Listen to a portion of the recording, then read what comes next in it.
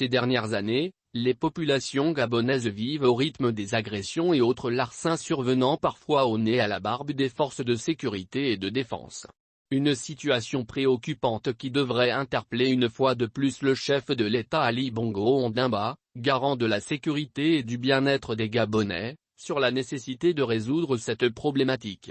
Si durant la crise sanitaire liée à la pandémie de Covid-19, l'insécurité avait quelque peu baissé du fait de la présence quotidienne des forces de l'ordre dans les différentes artères du pays, la situation semble désormais intenable depuis la levée des mesures restrictives. Il faut dire que depuis lors les Gabonais, notamment ceux du Grand Libreville, sont victimes de vols, braquages et autres agressions sans que le gouvernement ne daigne réagir.